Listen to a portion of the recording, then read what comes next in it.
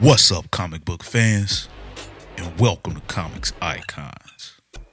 Now, JJ, what they call me, and today we got more gang war. This time it comes by way of Deadly Hands of Kung Fu, issue number 2.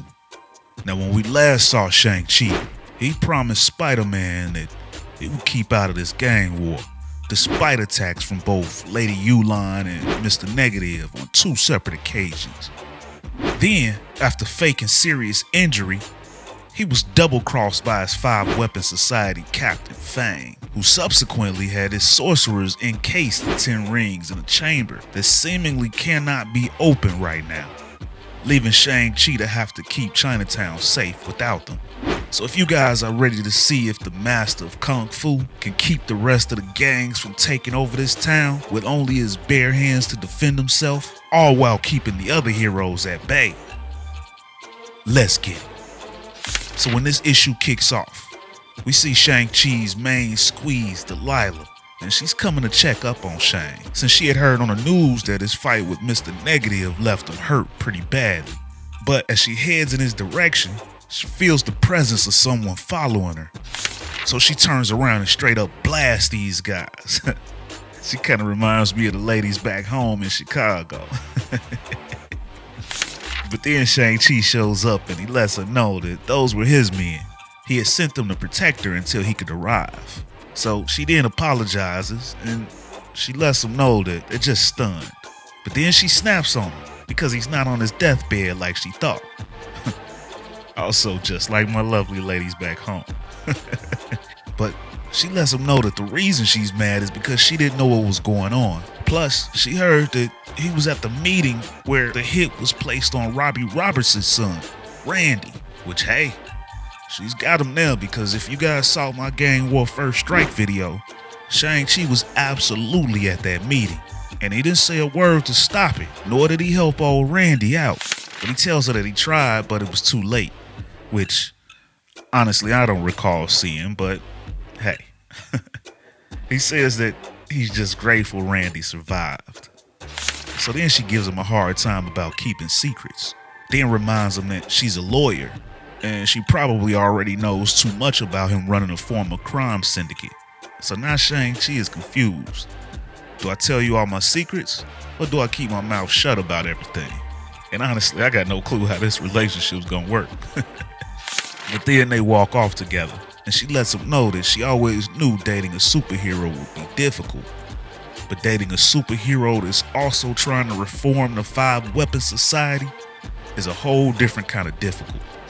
But then Shang-Chi realizes that they're being watched, so he tells Delilah to shoot him, cuss him out, and storm off, because he doesn't want anyone to know about her, which would make her a target out here in these streets.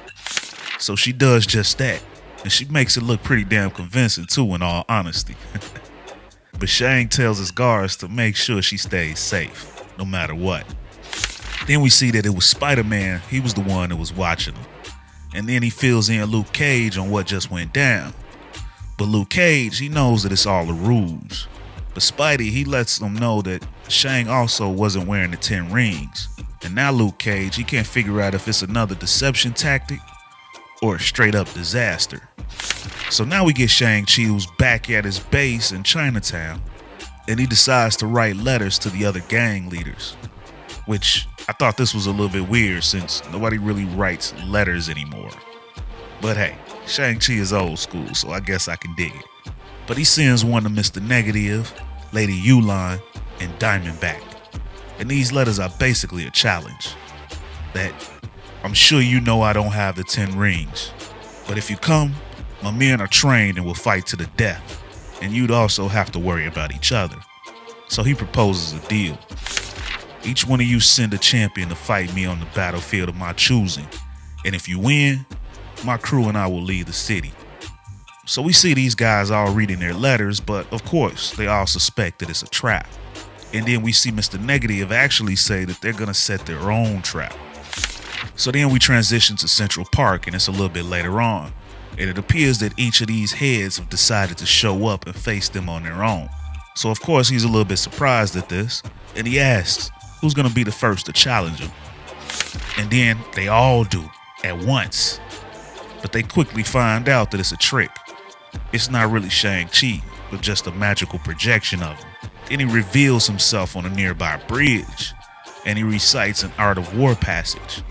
When your enemy offers bait, do not take it.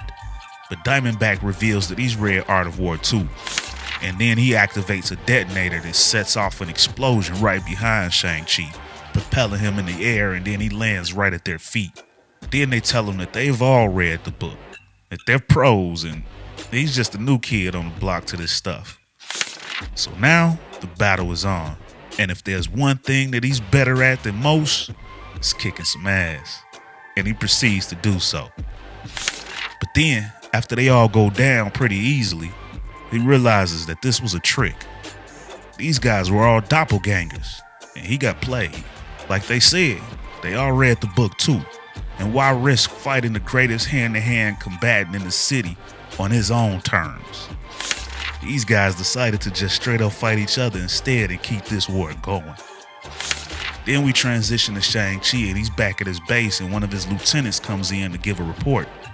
And he lets Shang-Chi know that they've now tripled the guard like he ordered, and have given out masks to the civilians since they're catching some smoke coming from other parts of the city. Then this guy tells Shang-Chi that they all heard about what he did tonight, setting his enemies against each other, even without the rings. And he tells him that his father would be proud.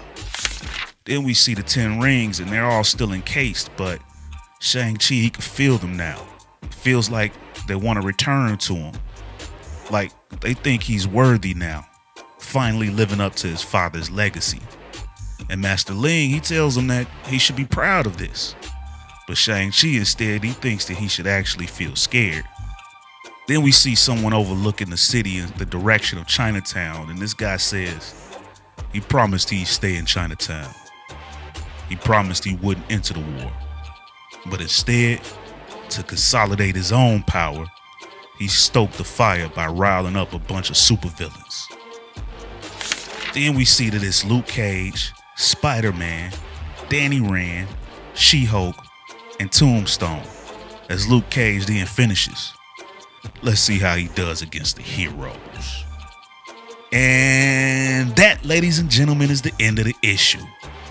So, what did you guys think? Is Shang-Chi starting to become like his father? I definitely think he was doing a bit too much with sending out those letters. I mean, no one was even threatening or attacking him. He could have just tripled his guard before that instead of after.